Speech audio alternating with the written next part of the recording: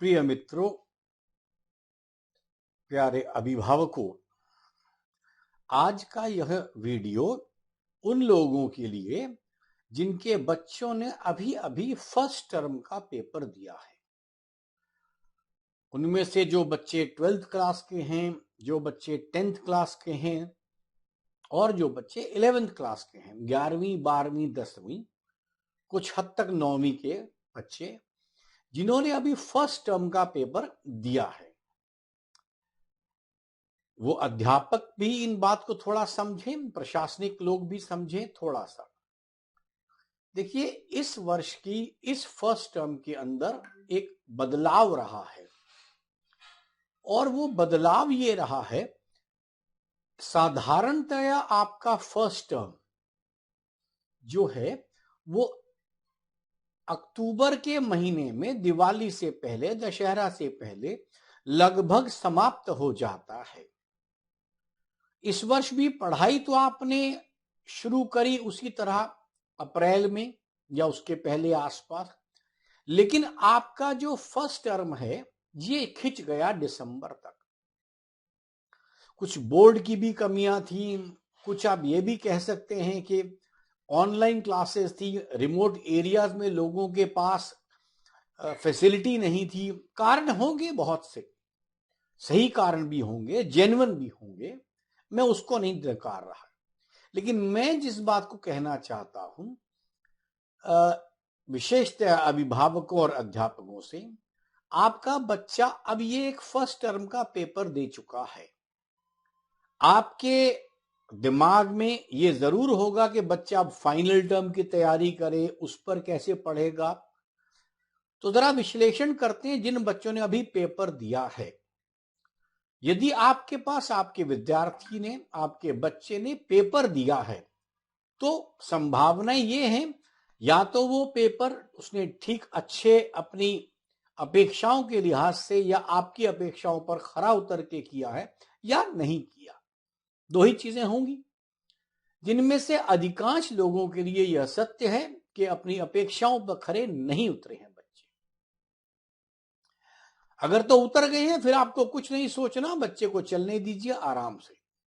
खैर, करना तो अगर बच्चे आपकी अपेक्षा पर नहीं कर रहा तो भी एक आपको क्या रोल अदा करना है, मैं उस पर बात करता हूं। यदि आपका बच्चा यह मानता है, आपका विद्यार्थी यह मानता है कि मेरे को इस वर्ष की परीक्षा में या ये जो मैंने परीक्षा दी है इसमें मेरी कुछ कमी रह गई है, कमी में वो ये भी कह सकता है मैं ओवर कॉन्फिडेंट था, या समय मेरे को कम मिला, या वगैरह वगैरह, कोई भी वो कमी मानता है, तो सबसे पहले बजाय उस कमी के ऊपर अब आप उसको बोलें कि मैं तो पहले ही कहता था, तुमको पहले भी कई बार समझाया था, तुमको बार बार समझाया था, तुमने मेरी बात नहीं सुनी, इस प्रकार की अगर आप लाइनें बोलेंगे, वो लाइनें आपके प्रति उसमें रिपल्शन की भावना ही लाएगी। आप एक बात समझें, आप चाहते क्या हैं? आप चाहते हैं बच्चा अपने पोटेंशियल के मुताबिक परफॉर्म करे या उसके पोटेंशियल के मुताबिक परफॉर्म आपके तरीके से करे? अब अगर आपका बच्चा कुछ कमियां अपनी महसूस कर चुका है, उसे कुछ लग रहा है, तो अब आपका काम है बहुत धैर्यपूर्वक उसके साथ बैठे, इस बात की चर्चा बिल्कुल ना करें कि पिछली बार तुमको ये कहा था, तुमने तब ध्यान नहीं दिया। अगर करनी भी हो, बहुत माइल्ड फॉर्म में उसको उसकी गलती के रूप में यह एहसास न दिलाएं कि मैं तो तुम्हें पहले भी सावधान करता रहा और मुझे मालूम ही था तुम्हारा ये होना है। कई अभिभावक या कई टीचर कहते हैं मैं तो पहले से ही कह रहा था, कह रही थी, तुमसे नहीं होने वाला। ये शब्दों का प्रयोग अगर आप करेंगे तो बच्चा मन में आपके प्रति एक विपरीत भावनाओं से भर जाएगा और वो क्रोध में आकर या रोष में आकर अपनी विद्या को, पढ़ाई के तरीके को ठीक नहीं करेगा। आपका काम सिर्फ इतना है इस समय कि अगर वो अपनी गलती को मान गया है तो अपनी को जिस गलती को वो जिस तरह दुरुस्त करना चाहें, उस समय उसका उतना साथ दीजिए कि हाँ चलो कोई बात नहीं बेटा, ये जीवन के अंदर एक तुमने परीक्षा गलत कर ली है, कोई बात नहीं, फिर हो जाएगी। आप एक बात को समझें, हमारे पास कई बार कई अभिभावक ये सोचते हैं अगर अगला पेपर नहीं हुआ, जिसके के चांसेस बहुत अधिक हैं। कारण इसके लिए कि अब आपके पास अगले 2-3 महीने बचे हैं सेकेंड टर्म पूरा पढ़ाने के लिए। हालांकि विद्यालय अपनी बात से पल्ला झाड़ लेंगे कि हमने तो जी नवंबर से पढ़ाना शुरू कर दिया था, लेकिन अगर आप बच्चे की मानसिकता सोचेंगे तो बच्चा इतने दूर को नहीं सोचेगा। उसको तो जब सामने एग्जाम है तो वो उसी को सोचेगा। तो इसलिए हर बच्चा अभी फर्स्ट टर्म पर ही कॉन्सेंट्रेट करता था।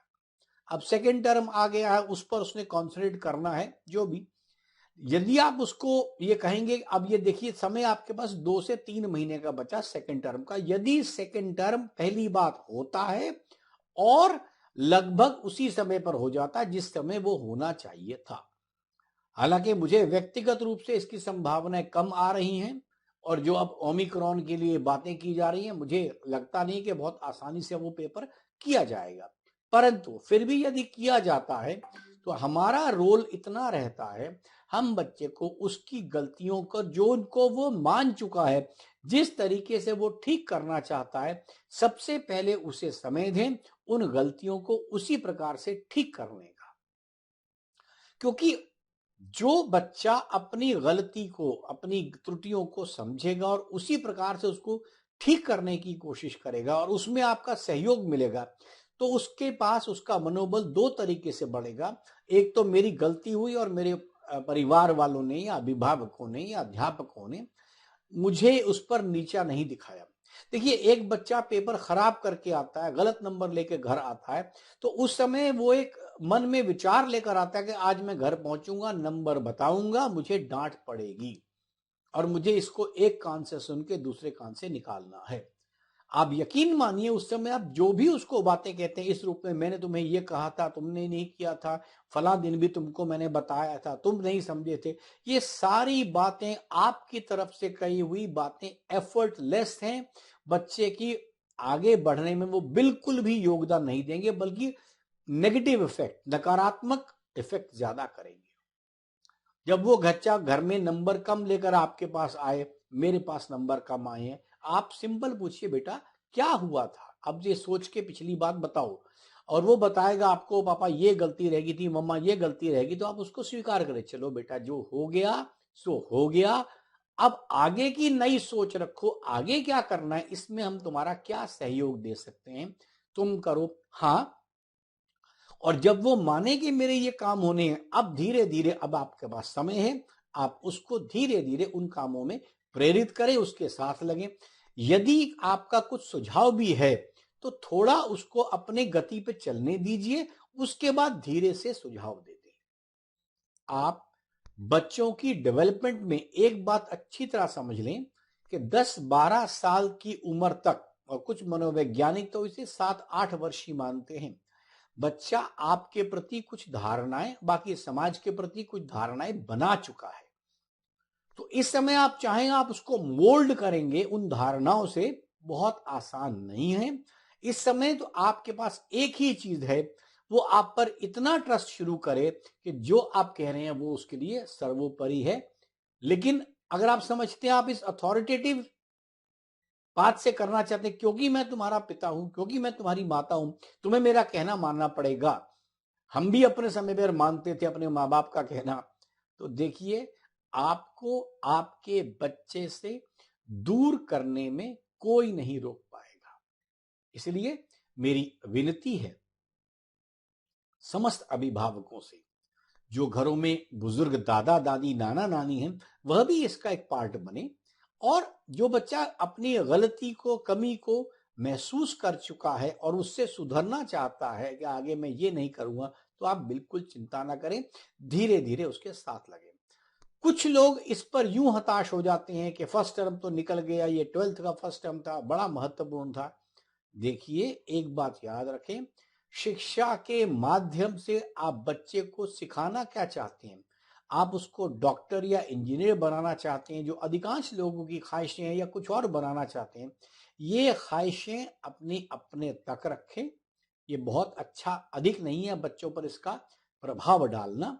आपको ये देखना है बच्चा अपने जीवन संघर्ष में कल को किसी जगह पर कमजोर न पड़े।